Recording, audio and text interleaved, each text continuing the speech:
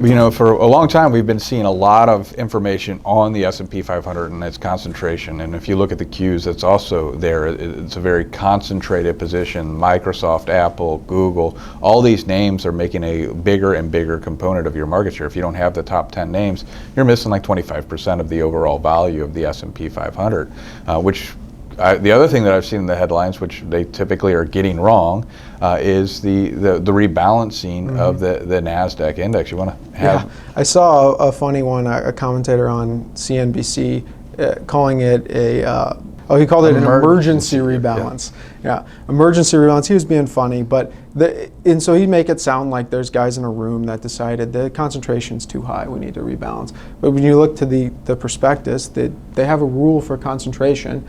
And when the securities are that concentrated, measured by companies over 4.5% weighting, making up over 48% of the index, Tesla pushed that up, and they have to rebalance based on that metric. And it's still a very concentrated index even after the rebalance, but it's just a rules-based rebalance. And so that was another thing that a lot of people got wrong with the headlines. The other thing, which is a kind of a hobby horse of mine, is this active versus passive debate. It's kind of dying down a little bit here, but everyone talks about passive investing, passive investing. No one's really passive investing. If you buy the S&P 500, you're buying 500 companies that a constituent of a board has selected.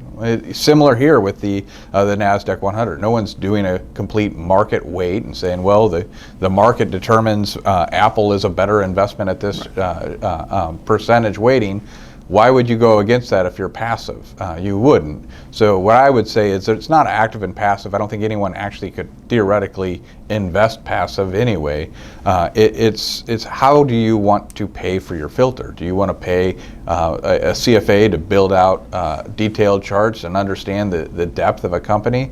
Or do you think there's enough market information that price is already captured, so you're just looking at rules? And that's what the NASDAQ 100 is doing. This is what the S&P 500 does. They don't want to have over a concentration in these positions because they're taking an active thing and they're just doing it through rules.